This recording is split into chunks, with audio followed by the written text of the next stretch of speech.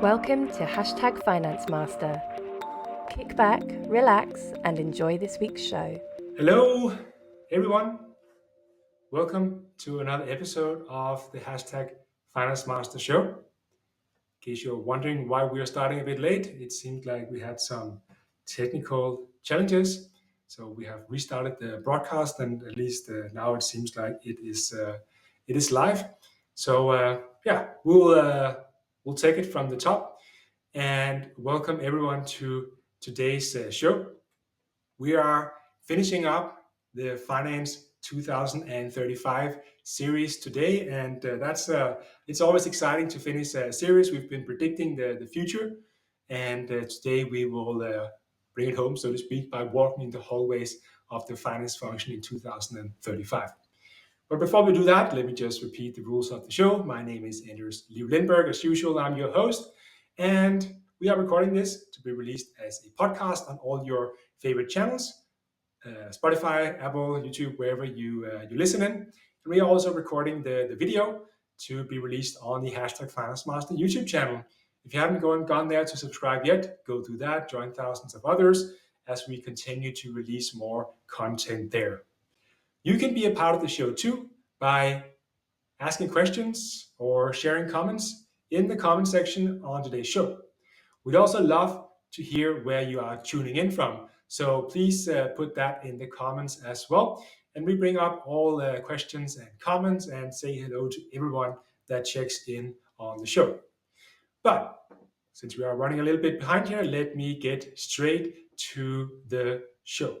So this morning, European time, we released a blog post called The Dawn of a New Age in the Finance Function. So think 10 years into the future. What will it be like to work in the finance function? There are no guarantees, but it will likely be different from today. How can we recognize these changes so? That's the tricky question that we set out to answer in today's show. It's the final show in the season or series, if you will, Finance 2035, where we have predicted the future of the finance function 10 years from now. So we once worked with a finance function to change the way they work. It was based on the formula quality times acceptance equal to success. The main challenge was that they spent too much time delivering quality and could not get acceptance for their analysis and insights. Through rigorous work, a lot of training, and even more practice, the teams started to change. And it was a great success.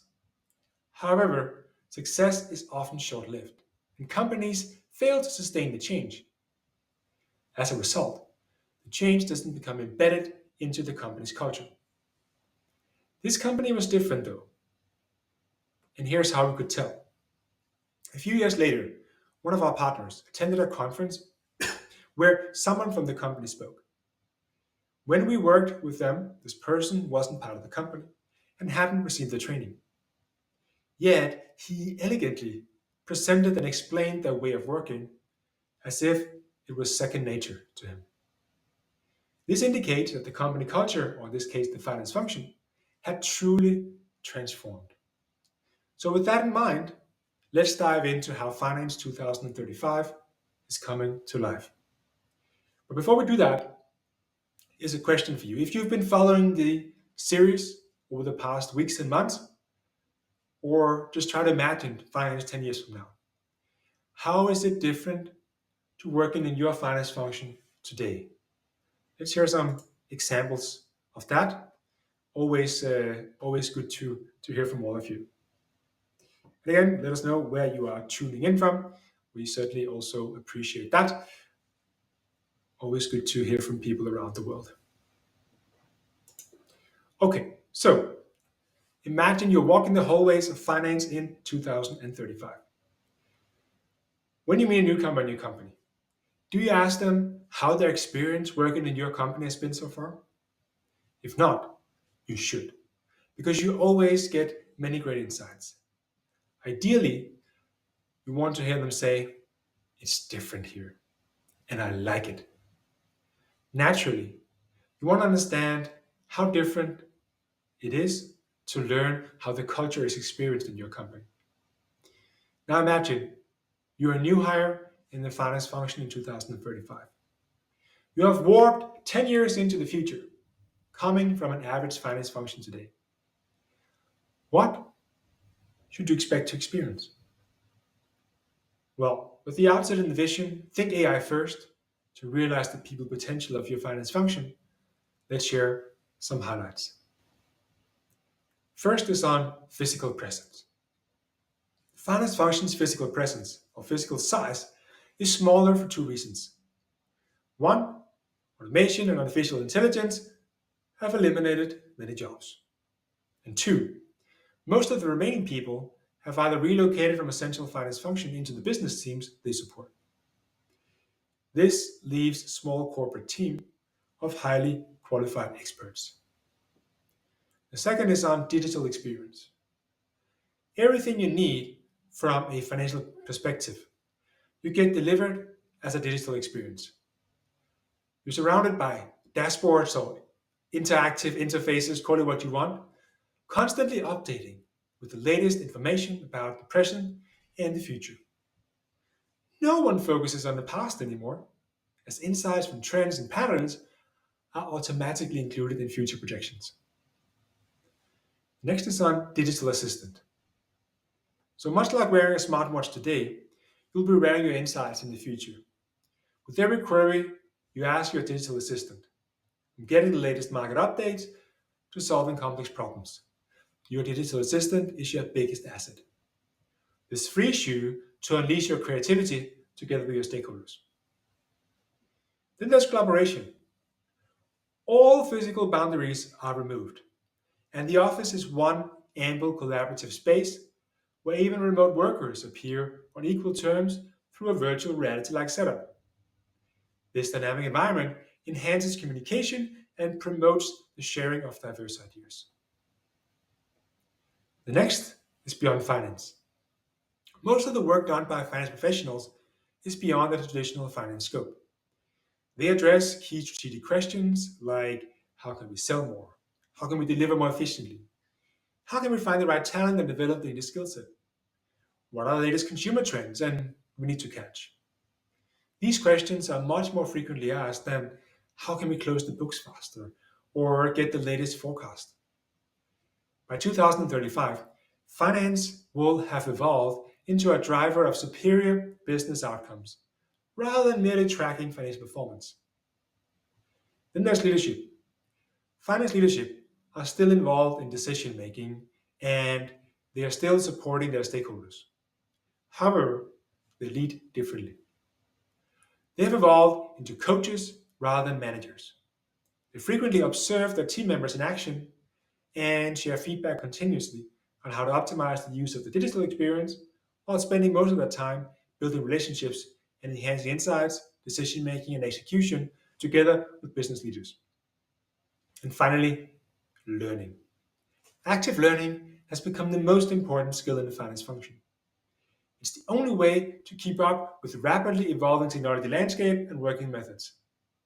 Continuous learning is embedded into the finance function through a learning dashboard.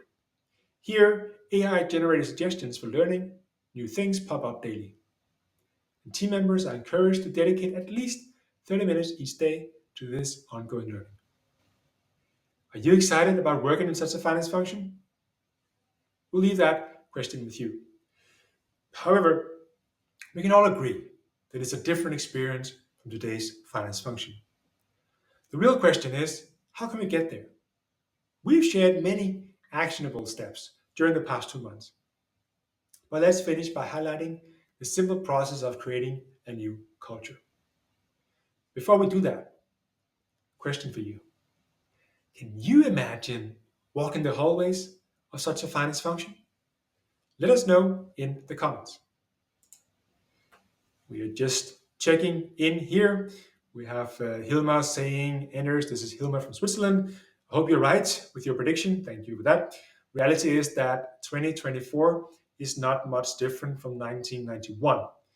Excel has more than 16,384 rows. Yes, it has more than a million now. But other than that, little change. And I know Hilma and I, we have a good discussion also on LinkedIn. Sometimes we agree, sometimes we don't. But I think it's a good ambition to have to say, well, not much has changed. I'd probably challenge that, and I'm sure most would. But it's also true that the changes we imagined 10 years ago have not realized the way we expected it. So it's fair to say the changes we are now imagining 10 years into the future perhaps won't happen in the same way either. But, we're making our predictions. You can feel free to make yours as well. Put them in the comments. Happy to return to them afterwards. So, what are the steps to take to build a culture of a finance function? It's like the old saying, Rome wasn't built in a day. Building the finance 2035 culture takes time and consistent effort. To form a new culture, there are 4 simple steps to follow. Number 1 is microsteps. These are small, simple changes to your daily routine where you try new things you have learned. For example, staying in the Excel world, you could try a new formula in Excel to solve a task more efficiently. You will likely feel strange at first, but after a few times, you'll start to see the benefits. It's like when I switched from VLOOKUP to XLOOKUP. I'd heard about the formula, I was reluctant to change because I had to learn something new, but one day I just pressed plus X instead of plus V, and my XLOOKUP formula unfolded, and voila, I was trying a new formula, it worked, and I never went back to VLOOKUP ever again. Step number 2, habits. It takes around 2 months to form a habit. So trying the new Excel formula only a few times won't ensure it becomes your new way of working. You will need to force yourself to use it every time that it makes sense consciously. There's an opportunity to do so until it becomes second nature for you to start typing the new formula and not the old. As I said, I just press that X, not that V, right? Simple as that. Then comes the mindset. Your thinking changes when you successfully adopt many new habits. We call this mindset change or growth mindset, if you will. And to stay in the Excel analogy, you are not just trying new formulas anymore. You're consistently asking yourself if you're solving your task most efficiently. So then you're continuously improving and doing things in better ways. And finally, culture. It's not enough that your mindset changes to create a new culture. After all, you're just one person.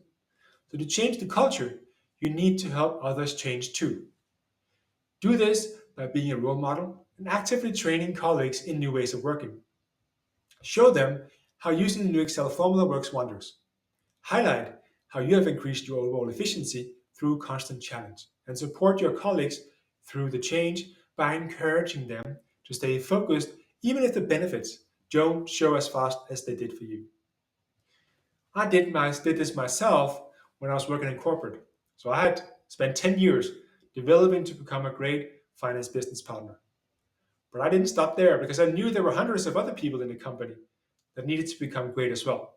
We're not saying they were good or bad or anything like that. I'm just saying we all needed to become great. So I took it upon myself to arrange a training day and offer it across the company. So I went to Copenhagen, of course, where I'm staying, Hamburg, Dubai, Singapore, Shanghai, lots of different places to train people, China, India as well, to train people on new ways of working. And after that, I offered half an hour coaching sessions to whoever wanted to share their challenges of being a better business partner. This is how you can help others change too. And maybe it's a Excel workshop you do or PowerPoint training, whatever it might be.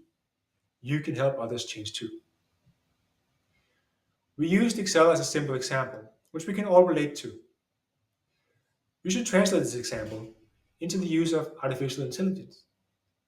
Ask yourself today, what's one new way you can use artificial intelligence in your work? Apply it consistently, and you'll gain efficiency and shift your mindset towards AI first. Once that thought has become a mainstay, start helping others through the change as well. Finance leaders should not only do this themselves, but also start to think about how to realize people's potential. Naturally, they should make the necessary resources available for staff to use AI in their work. But they should also provide training in the skills we have outlined as critical in 2035. We did that last week. In that way, they can easily create personal development plans for their team members and get them used to active learning.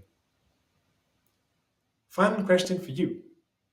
What's the first microstep that you plan to take towards Finance 2035?